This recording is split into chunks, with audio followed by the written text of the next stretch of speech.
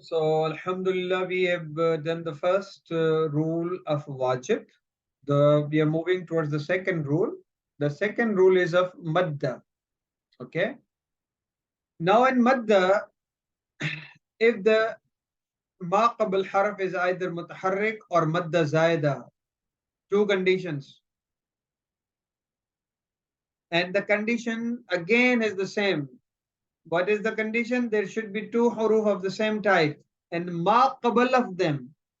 There are two huruf of the same type in one kalima, and ma qabl of them is either mutaharrik, no, not sakin, mutaharrik, or madda zaida, you know, alif zaida, waw zaida, but madda zaida.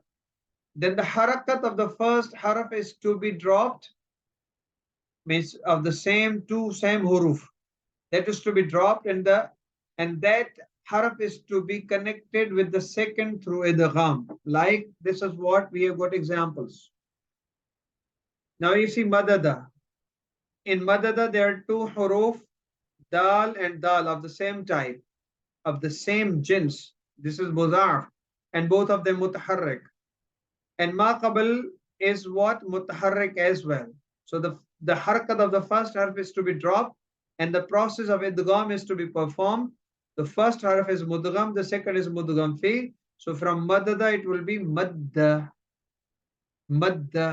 to remove the thaqalat. Now the second example, there are two huruf of the same type, and definitely they are mutaharrik, and ma qabl is madda zaida, alif is madda zaida. Okay, we have to concentrate madda zaida, alif is madda zaida. So again, the harakat of the first harf is to be dropped, and the idgham is to be performed with the second harf. They are going to be read together. So from madidun, it is madun. Okay, madidun. And the third example, huruf of the same, two huruf of the same jins. They come together in one kalima, and ma qabal is what? Madda zaida, alif. So it is hajjaja. From hajjaja, it is hajja. The farkat of the first is to be dropped, and the idgham is to be done of the first harf and the second harf. So from madada, it became madda. From madidun, it became madun. And from hajjaja, it became hajja. Is that clear?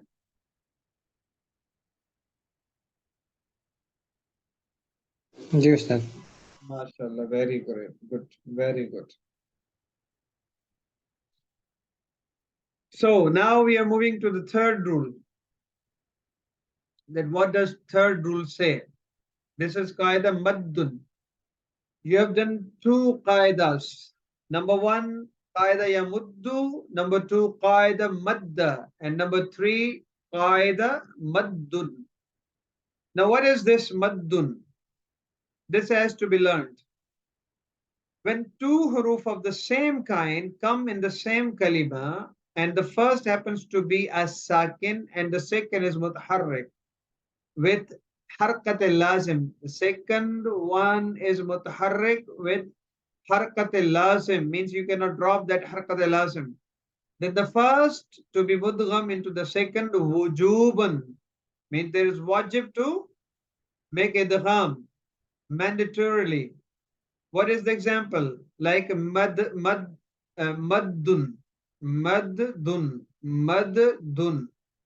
There are two huruf. The second is mutaharrik, and first one is what? Sakin. And the harakat of the second one is lazim. So the both of them are to be made idgham or joined together through the process of idgham wujuban. From maddun, it is maddun, and from sarrafa. Sarrafa. So the second ra is what? Mutaharrik, and there is harakat lazim. And the first is what? Sakin. So the idgham is done wujuban. So from sarrafa, it is sarrafa. Sarrafa. Is that clear? Ustad, what is harakatul lazim? Harakatul lazim means that the harakat is to be there in any case. That has to remain there. Like when we learn about zaraba, zaraba, zarabu, zaraba, zarabta, zarabna. Now that is what ba is sakin and sukoon is lazim. Without sukoon lazim, the har means verb cannot be correct. So in this way, this is what harakat lazim on the second harf. Without that harakat, harf cannot be there with the same pronunciation. Yes? Ji. Very good. So Alhamdulillah, actually the second, now the qawaid of iftial and other things, they're a bit complex. So I don't want to overload you today.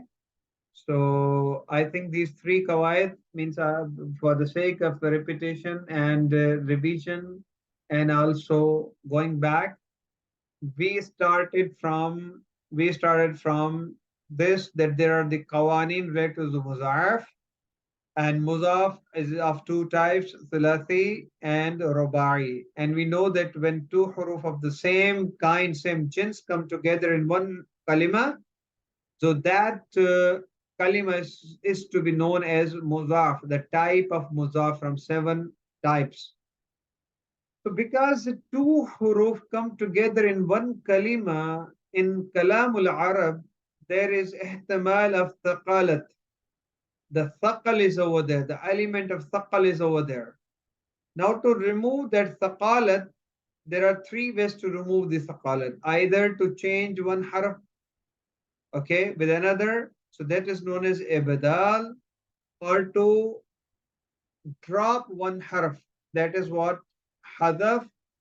And the third one is idgham, to join 2 huruf together. So that is what idgham.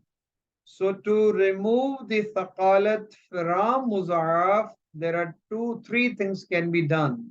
Either ibdal or hadaf or idgham.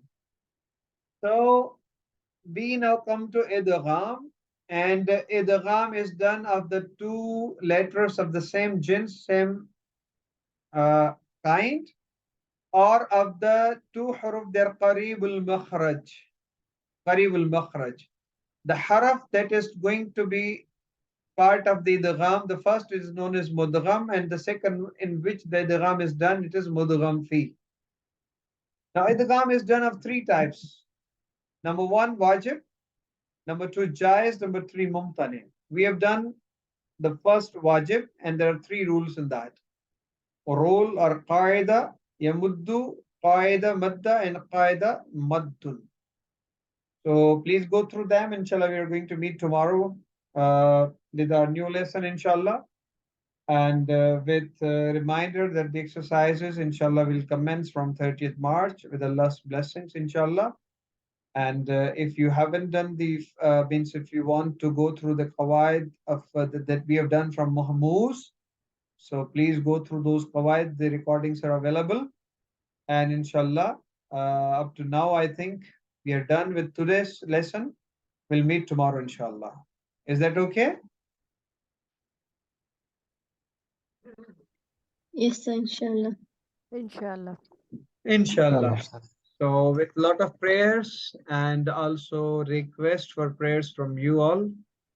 May Allah Almighty make everything easy for us. May Allah Almighty save us from fitan and everything that is the part of trials. So see you inshallah tomorrow. Assalamu alaikum. Assalamu alaikum.